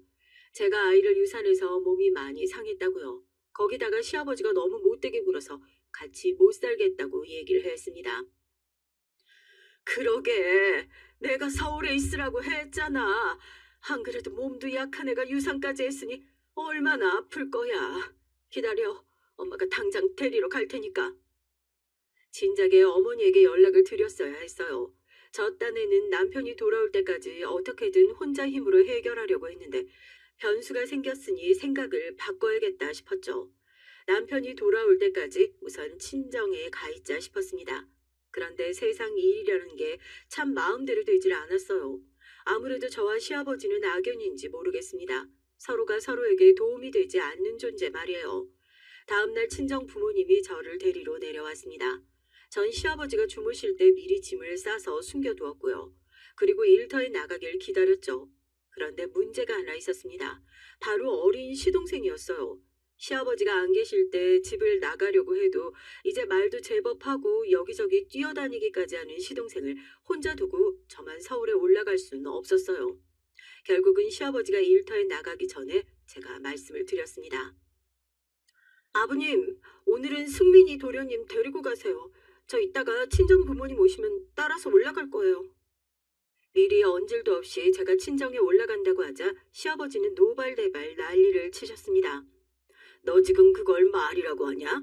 시골이었으면 너는 이제 우리 집 귀신이야. 어디 감히 친정에 올라가기는 며느리라고 집에 들어와서 한 것도 없이 밥만 축 내놓고 이제는 뭐 집을 나가? 내가 너 가만히 둘 것 같아? 시아버지는 얼굴에 힘줄까지 바짝 세우며 고래고래 소리를 질렀어요. 금방이라도 얼굴이 터질 것 같았습니다. 그런데 그때 저희 친정 부모님이 시댁 앞에 도착을 하셨어요. 어머니 아버진 제게 소리를 지르고 있는 시아버지에게 똑같이 소리를 지르시며 저를 데려가겠다고 하셨습니다. 그러자 시아버지께서 저를 못 데려가게 했어요. 아들이 올 때까지 저도 여기 있어야 한다고요. 사돈, 우리 애 얼굴 좀 보세요. 애가 핏기도 하나도 없이 살이 쏙 빠진 게 너무 안쓰러워서 도저히 여기 둘 수가 없네요. 고집 그만 피우시고 순영이 데려가게 해주세요. 당신은 우리가 우리 애 데려가겠다는데 왜 사정을 해? 저기요 사돈, 결혼식 날 우리한테 뭐라고 하셨습니까? 딸 걱정하지 말라고 하셨죠? 근데 이게 뭐예요? 우리 애가 죄수도 아니고 다 쓰러져가는 집에 가둬두고 사돈 아들이나 키우게 한 거예요? 신랑이 끝에 어머니는 저더러 차에 타라고 소리를 질렀어요. 그러자 거실로 나온 어린 시동생이 울고불고 난리가 났어요. 저더러 가지 말라고 애원했습니다. 그리고 사고가 났어요. 저를 못 가게 말리시던 시아버지가 그대로 바닥에 쓰러졌습니다. 놀라서 시아버지를 응급실로 모시고 갔는데 가는 도중에 시아버지께서 돌아가시고 말았죠. 그 일이 바로 제 인생에 있어서 두 번째로 끔찍한 일이었습니다. 병원에선 급성 뇌출혈로 사망하셨다네요. 하늘도 정말 무심하십니다. 정말이지 저에게 왜 이러시는지 모르겠어요. 시골에 내려와 남편이 배를 타고 나가고 나서 전 매일 밤 남편이 돌아오기만을 그토록 바랐습니다.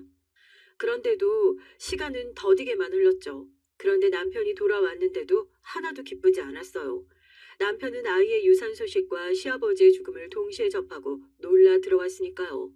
장례를 치르고 집에 돌아왔을 때 남편은 전과 같지 않았습니다. 마치 다른 사람 같았어요. 남편이 떠나 있던 시간 동안 있었던 일을 저 딴은 제 입장에서 설명했는데 남편은 하나도 들리는 것 같지 않았거든요. 어쨌든 남편도 아이를 잃고 아버지를 잃었으니까요. 그날 이후 우리 가족은 많은 것이 변했습니다. 친정 부모님은 어떻게든 저를 데리고 올라가려고 하셨지만 전 남편 곁에 있겠다고 했어요.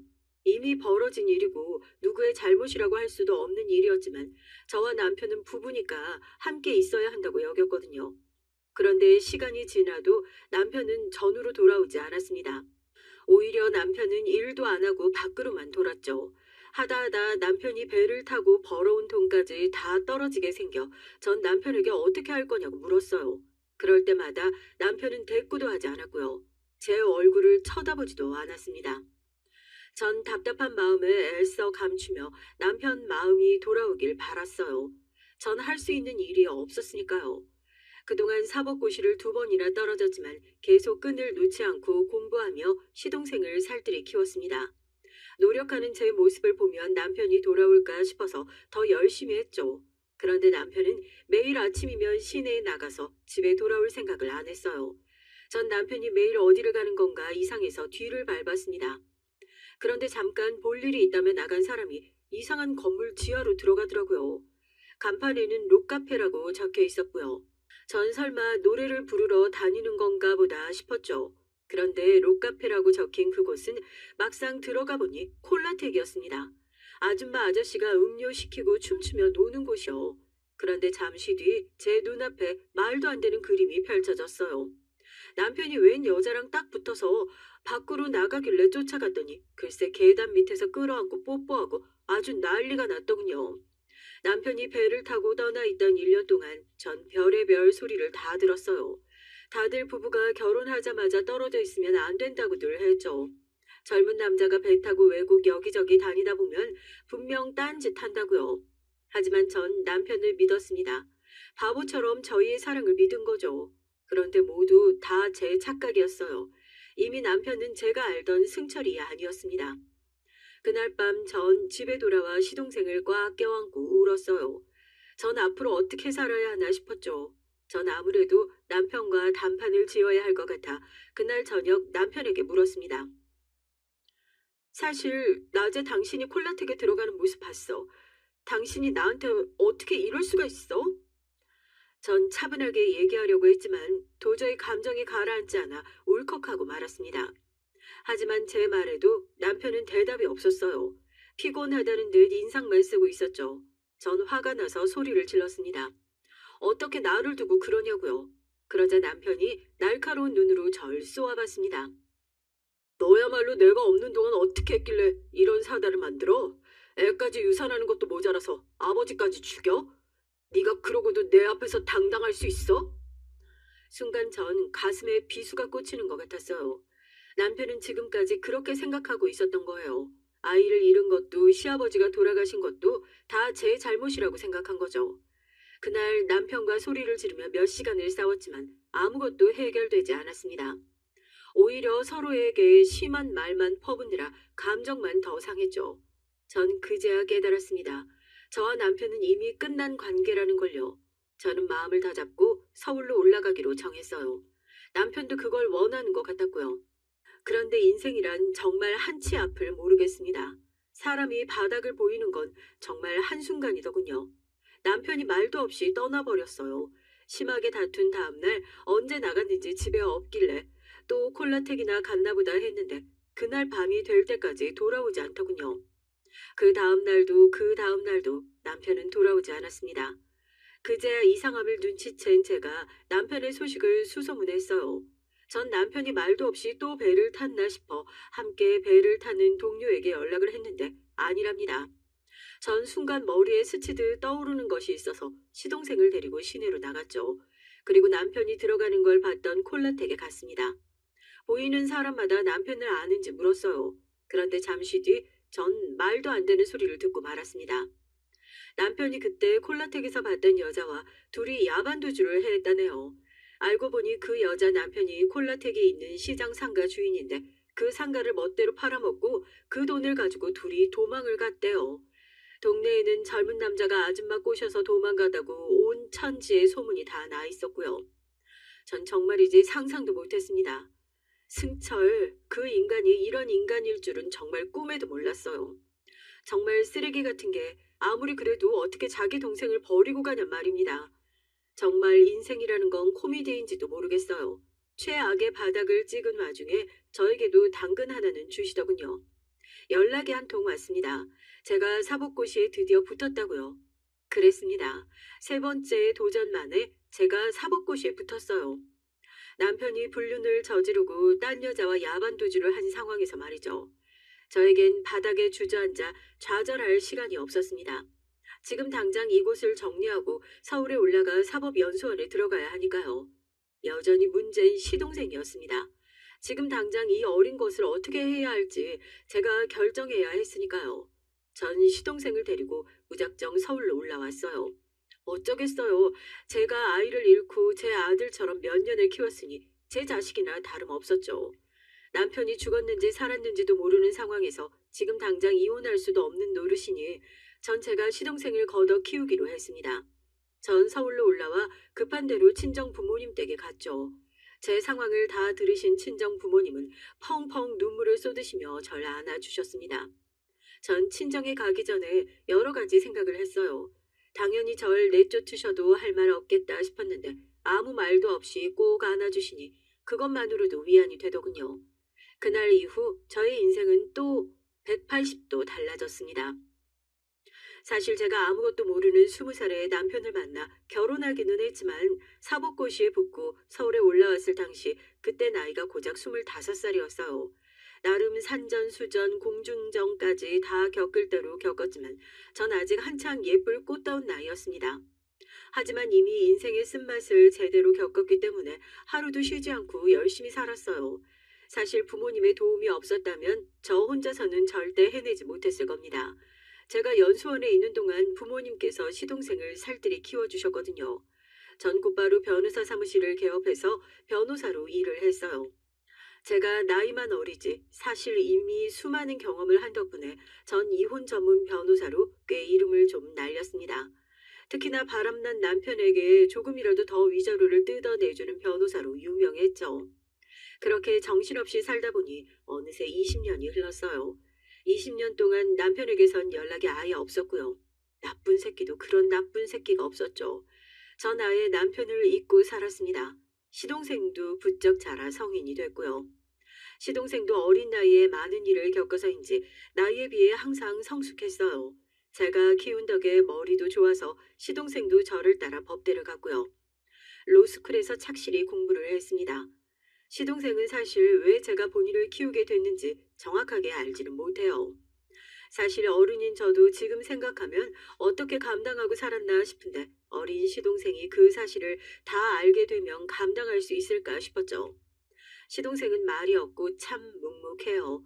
가끔 보면 너무 말이 없어서 도대체 무슨 생각을 하고 살까 싶기도 했습니다. 그러던 어느 날이었어요. 저에게 또 믿기지 않는 일이 벌어졌습니다. 어느 날 병원에서 연락이 왔는데 잊고 있었던 제 남편 승철의 이름을 들었어요. 보호자 없는 시신 한 구가 발견됐는데 DNA 결과 김승철 씨로 밝혀졌고 호적상 가족이 저뿐이라 연락했다네요. 전 시신이라는 말에 놀라 바닥에 주저앉아 버렸습니다. 옆에 있던 시동생이 놀라 무슨 일이냐고 물었죠. 전 시동생에게 얘기를 하고 함께 병원으로 달려갔습니다. 시신은 정말 제 남편이 맞았어요. 반지하 월세방에서 혼자 살다가 사망했는데 보호자가 없어서 한참 동안 방치됐다가 집주인에 의해 발견되다네요.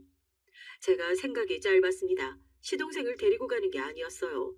시동생은 남편을 보자마자 너무 놀라 손까지 벌벌 떨더군요. 그러더니 경찰에서 부검을 해달라고 했습니다. 전 이해가 되지 않았지만 시동생이 하고 싶다는 대로 하게 뒀어요. 저희는 경찰서에 가서 간단하게 조사를 받고 집으로 돌아왔습니다. 그런데 며칠 뒤 경찰서에서 부검이 끝났다며 연락이 왔는데 남편이 스스로 목숨을 끊은 거라고 하더군요. 그날 이후 시동생은 충격이 컸는지 전보다 훨씬 더 말수가 줄었어요. 얼굴도 기억나지 않는 형 때문에 뭘 저렇게 힘들어할까 싶으면서도 시동생이 걱정됐습니다. 더군다나 시동생은 공부를 핑계로 집에 잘 들어오지도 않았고요. 제가 시동생을 걱정하느라 밤잠까지 설치니 부모님은 시동생도 이제 성인인데 제가 언제까지 데리고 살 거냐고 이제 슬슬 내보내라고 하셨습니다. 제가 시동생을 꼭 자식처럼 대하는 것 같아 걱정하시면서요. 그런 소리를 처음 듣는 것도 아니다 보니 저는 화도 나질 않았습니다. 사실 호칭만 시동생이지 저에겐 아들이나 다름없었으니까요. 20년 동안 살았는지 죽었는지도 몰랐던 남편의 행방을 찾았으니 전 차라리 속이 후련했어요. 그리고 드디어 남편과의 서류도 정리가 됐습니다. 남편 사망 신고를 하고 돌아오는데 시동생에게 말할 수는 없었지만 그제야 남편에게서 진정으로 벗어난 것 같아 홀가분했어요. 그렇게 시간이 흘러 시동생은 검사가 됐어요. 집도 독립해서 나가고요. 전 이제야 할 일을 다 마친 것처럼 너무 뿌듯해서 시동생 얼굴만 보면 웃음이 절로 나왔습니다. 너무 대견해서요. 시동생이 검사가 된 이후에는 자주 보지 못했거든요. 뭐가 그렇게 바쁜지 집에 통 오질 않더라고요. 전 속이 후련해야 하는데 자꾸만 외로웠습니다. 정말 자식을 출가시킨 부모처럼 말이죠. 그런데 그런 저의 헛헛한 마음에 불씨를 키운 남자가 있었어요. 50이 넘은 나이에 주책이라고 생각할 수도 있지만 전 다시 한번 사랑에 빠지고 말았습니다. 남자는 저와 함께 일하던 변호사의 의뢰인 중 한 명이었어요. 어떤 사건이었는지 자세히는 모르지만 남자의 아들이 억울한 사건에 휘말려서 재판을 했는데 승소했다고 하더군요. 저와는 사무실에서 오다 가다 만났는데 저에게 은근슬쩍 데이트 신청을 해서 몇 번 만났습니다. 남자는 홀로 아들을 키우는 돌싱이더라고요. 남자는 나이에 비해 굉장히 다정다감하고 자상했어요. 너무 오랜만에 남자를 만나는 거라 그런지 전 금방 빠져버렸습니다. 이 나이에 주책이라고 하실 수도 있겠지만 전 오랜만에 하는 연애에 시간이 가는 줄 모르고 신나 있었죠. 제 연애 소식에 저보다 더 신이 난 건 부모님이셨습니다. 제발 당신들이 죽기 전에 제가 남편이랑 오순도순 사는 모습을 보는 게 소원이라고 하시면서요. 부모님 말씀을 듣고 보니 저도 새로운 삶을 살고 싶다는 생각을 했습니다. 남자도 저에게 결혼하고 싶다고 은근히 고백하기도 했고요. 저도 진지하게 생각해 보겠다고 했습니다. 제 얘기를 들으신 부모님께서 굳이 시동생에게 제게 남자친구가 생겼다고 얘기하셨나 봐요. 뜬금없이 시동생한테 연락이 와서 저더러 남자친구 얼굴 좀 보여달라고 하더군요. 형수, 남자 보는 눈 없는 거 내가 제일 잘 아는데 무조건 내가 만나봐야지. 약속 잡아요. 내가 꼼꼼히 보고 판단해 줄 테니까. 시동생은 항상 절 걱정했어요. 저야 한 번 결혼에 실패하기도 했고 일도 바빠서 남자 만날 생각이 없었던 건데 시동생은 제가 본인 때문에 지금까지 남자를 못 만났는지 알더라고요. 본인이 평생 저에게 짐이 돼서 미안하다는 말을 자꾸 했어요.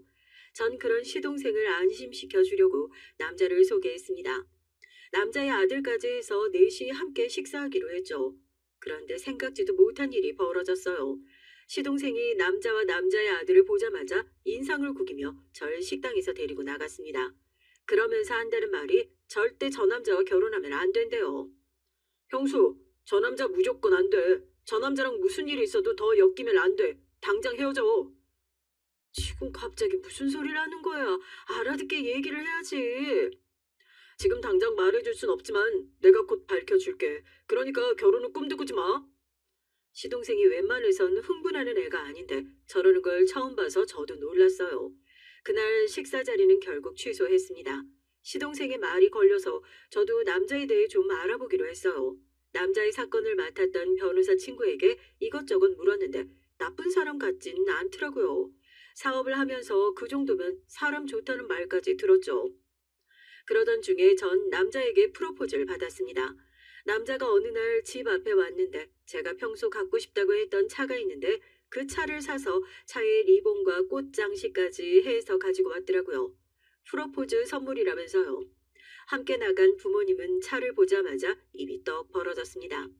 남자는 사실 크게 무역 사업을 하는 사람이었어요. 남자의 조건을 듣자마자 부모님은 결혼식을 밀어붙이셨습니다. 내가 말했지. 네가 결혼하는 모습만 보면 이제 죽어도 여한이 없다고. 제발 이번만큼은 부모 말 좀 들어. 전 시동생의 말이 자꾸만 걸렸지만 부모님 말씀도 그냥 지나칠 수는 없었어요. 제발 이번만큼은 부모님 말 좀 들으라는 말이요. 제가 20살에 부모님 말씀을 안 들어서 생고생을 했던 걸 생각하면 이번엔 부모님 말씀을 듣는 게 맞았습니다. 전 결혼하기로 했어요. 결정을 내리자마자 곧바로 시동생에게 연락을 했어요. 시동생이 왜 그 남자를 만나지 말라고 하는진 모르겠지만 제가 보기엔 좋은 사람 같았거든요. 그런데 제가 결혼한다는 말을 하자마자 시동생답지 않게 버럭 화를 냈습니다. 내가 그 남자는 안 된다고 했잖아요. 그 나이에 뭐가 그렇게 급하다고 결혼을 섣불리 결정해요. 그렇게 남자가 좋아요? 순간 저도 화가 나더군요. 저더러 언제든 남자 만나서 연애도 하고 결혼도 하라고 할 땐 언제고 이제 와서 제 나이까지 운운하더니 마치 제가 남자에 환장한 것처럼 얘기를 하더군요. 내가 널 어떻게 키웠는데 이제 좀 컸다고 진짜 내 시동생 노릇이라도 하겠다는 거야? 제가 화를 내니 시동생도 아차 싶었는지 목소리를 낮추며 잘못했다고 하더군요. 그러더니만 시동생 말이 자신이 그 남자 뒤를 캐고 있답니다. 저에게 아직 자세히 말할 순 없지만 최근에 이 남자 아들이 관련된 사건이 있었는데 그 사건이 뭔가 석연치 않대요. 시동생이 현재 조사 중이니 저에게 조금만 기다리라고 했습니다. 전 얘기를 듣다가 놀라서 시동생을 다그쳤죠. 이미 끝난 사건에다가 네 사건도 아닌데 그걸 다시 조사하면 어떡해. 언제는 내가 행복하길 바란다더니만 막상 내가 결혼한다고 하니까 싫은 거야? 전 이제 막 검사가 된 초임이 자기 일도 아닌 일까지 왜 조사를 한다는 건지 이해가 되지 않아서 순간 하지 말아야 할 말까지 하고 말았습니다. 그날 저와 시동생은 처음으로 서로에게 상처를 주고 다퉜죠. 그리고 얼마 뒤 전 결혼을 강행했습니다. 시동생이 했던 말이 신경 쓰이지 않았던 건 아니지만 그래도 제가 좋아하는 사람인데 제가 믿지 않으면 누가 믿어주겠어요. 전 새로운 인생을 위해 한 번 더 용기를 냈습니다. 그리고 곧바로 식을 올렸고요. 시동생에게 전화도 하고 청첩장도 보냈는데 시동생은 연락도 없었습니다. 처음엔 시동생이 많이 서운한가 싶어서 저도 걱정됐는데 결혼식 날까지 시동생이 나타나지 않으니 저도 서운하더군요. 이래서 머리 검은 짐승은 거두는 게 아니라고 했어. 자기가 너 없었으면 지금 어디서 살아있지도 못했을 텐데 기껏 먹이고 키워서 검사 만들어 놨더니만 결혼식 날 코빼기도 안 보여. 저희 아버지 어머니는 시동생을 더 괘씸하게 생각하셨어요. 그동안 제가 시동생에게 어떻게 했는지 누구보다 옆에서 다 보셨으니까요. 신혼여행에 가서도 내내 시동생 생각에 전 기분이 울적했습니다. 누구보다 시동생에게 축하받으며 결혼하고 싶었는데 어쩌다 상황이 이렇게 됐을까 싶더라고요. 그런데 신혼여행에서 돌아온 전 제 인생에 다시는 없을 줄 알았던 끔찍한 일을 또 경험하고 말았습니다. 신혼여행에 갈 때 제가 로밍을 안 했어요. 여행 가기 전까지도 너무 일에 지쳐서 힘들었던 터라 신혼여행만은 좀 쉬고 오고 싶어서 일부러 안 했거든요. 그런데 공항에 들어오자마자 핸드폰이 요란하더군요. 부재중 연락이 밀려 들어왔습니다. 전 무슨 일인가 싶어서 부재중이 찍힌 연락처로 전화를 했죠. 그런데 이게 웬일인가요? 경찰서에서 온 전화더군요. 시동생이 스스로 목숨을 끊었답니다. 시동생이 살던 원룸 주차장, 시동생의 차 안에서 발견됐대요. 전 믿을 수가 없었습니다. 전 몸도 제대로 가누지 못하는 상태로 병원으로 찾아갔죠. 시동생에겐 가족이 아무도 없어서 아직 그대로 병원 안치실에 있더라고요. 장례도 못 치르고요. 제가 너무 울고 있으니 남편은 도대체 누구길래 그러냐고 궁금해했습니다.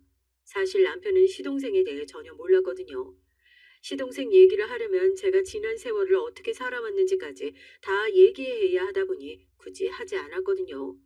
소개하려고 했던 날도 시동생이 멋대로 가버려서 인사도 못했고요. 그런데 그제야 지난 세월 저에게 있었던 일을 모두 다 남편에게 얘기를 했습니다. 시동생이 검사라는 얘기까지 모두 다 했어요. 남편은 얘기를 듣고 저에게 너무 고생했다며 절 위로했습니다. 앞으로는 자신과 하루하루 행복하게 살자고요. 그런데 이상한 점 하나가 있었습니다. 장례식 날 남편이 시동생 이름을 보더니 좀 놀라는 것 같더라고요. 몇 번이나 사진을 보며 이름을 확인했어요. 제가 워낙 너무 울어서 정신이 없던 와중이라 그 점에 대해 깊게 생각할 겨를이 없었거든요. 그런데 장례가 끝나고 시동생이 살던 원룸을 정리하는데 웬 서류 봉투가 하나 있었습니다. 봉투엔 형수라고 적혀 있었어요. 전 놀라서 헐레벌떡 봉투를 열었죠. 그런데 그 안에 웬 사건 파일과 제게 쓴 편지가 있었습니다. 편지를 읽는 순간 전 금방이라도 정신을 잃을 것처럼 머리가 핑 돌았어요. 편지는 형수님 제가 만약 죽게 된다면 이 서류를 다 공개해 주세요로 시작했습니다. 형수님이랑 결혼한 그 남자 악마예요. 제발 지금이라도 늦지 않았으니 헤어지세요. 편지에 적힌 내용은 구구절절 시동생이 저를 걱정하는 말뿐이었습니다. 전 편지를 읽는 순간 정신이 번쩍 드는 것 같았어요. 전 그대로 서류 봉투를 들고 제가 아는 검사랑 검사들을 다 만나고 다녔습니다. 저와 연수원 동기지만 사이는 별로 안 좋은 친구가 있는데 그 친구가 당시에 부장검사였어요. 그 친구에게까지 찾아가 부탁했습니다.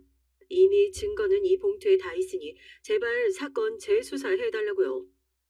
동기 좋다는 게 뭐야. 제발 내 남편 좀 구속시켜줘. 네, 전 제 남편을 제 손으로 파멸시켰습니다. 사건은 이랬어요. 남편 아들, 그러니까 제 아들이 될 수 있었던 그 녀석이 지나가던 여자와 시비가 붙어 다투다가 그 여자를 밀어서 안타깝게도 사망한 사건이 있었어요. 남편의 아들은 억울하다며 고의가 아니었다고 진술했죠. 하지만 피해자 측에선 남편의 아들이 추행하려고 하다가 저지른 거라고 주장했습니다. 상황을 지켜본 증인이 있다고요. 그런데 피해자 측 증인이 법정에 나타나지 않아 증거 불충분으로 무죄가 됐고 말았습니다. 그런데 법정에 나타나지 않았던 증인이 바로 저의 전 남편 승철이었답니다. 시동생이 남편이 죽고 얼마 뒤 우연히 남편이 어떤 사건 증인이었는데 법정에 가지 않아 사건이 종료되었다는 사실을 알게 됐대요. 시동생은 아무래도 이상해서 다시 조사했는데 석연치 않은 점이 많았던 거죠. 남편이 방에 불을 질러 사망했는데 신기하게도 남편 집만 타고 다른 집에는 전혀 피해가 없었답니다. 그 점을 이상하게 생각한 시동생이 조사했는데 누군가 불을 끄고 사라진 모습이 찍힌 CCTV 영상을 확보하게 된 거예요. 그걸 바탕으로 전 남편이 자기가 스스로 목숨을 끊은 게 아니라 누군가 의도적으로 불을 냈을지도 모른다는 의심을 하게 된 겁니다. 사건을 깊숙이 파고들다 보니 사건의 피의자와 그의 아버지까지 보게 된 거예요. 바로 현재 제 남편과 아들 말이죠. 그래서 저에게 결혼하지 말라고 한 겁니다. 시동생은 제 결혼식 직전 결정적인 증거를 확보했어요. 남편의 아들이 상습적으로 밤길에 혼자 다니는 여자들을 위협해서 추행하다가 신고를 당한 전력이 있다는 사실을 알게 된 겁니다. 남편이 일일이 큰돈으로 합의를 하고 마무리돼서 조서에 누적되어 있었던 거죠. 시동생이 준비해둔 증거를 바탕으로 제 조사를 들어갔는데 전 남편과 시동생이 스스로 목숨을 끊은 게 아니라는 사실이 밝혀졌어요. 그리고 죽은 검사가 제 시동생이라는 사실을 알게 된 남편이 자수를 했고요. 아들의 사건을 해결하기 위해 사람을 써서 증인을 죽게 했다고요. 기껏 사건이 다 마무리됐는데 한 검사가 또 파헤치려 해서 똑같은 방식으로 죽게 했답니다. 남편과 남편의 아들은 현재 재판 중이에요. 남편은 저에게 계속해서 연락해왔지만 전 받지 않고 있어요. 그러자 편지까지 보내왔습니다. 제발 용서를 구할 기회를 달라고요. 하지만 전 아직도 이 현실이 믿기지 않습니다. 남편을 다시 마주할 준비가 되어 있지 않았어요. 저 스스로 제가 용서되지 않았습니다. 전 현재 시아버지가 살았던 집에 내려와 있어요. 금방이라도 쓰러질 것처럼 낡은 집에서 먹고 자며 제 지난 인생을 돌아보고 있습니다. 돌아보면 돌아볼수록 후회만 하다 잠드는 게 일상이지만 도저히 다시 일어날 용기가 생기질 않네요. 혼자 우두커니 누워 매일 혼자 사연을 듣기만 하다가 직접 자서전을 쓰듯 한번 글로 옮겨봤습니다. 앞으로 제가 어떻게 살아야 할지 여러분이 조언 댓글로 남겨주시면 다시 한번 힘을 내서 살아가 보도록 하겠습니다. 저의 얘기 들어주셔서 감사해요.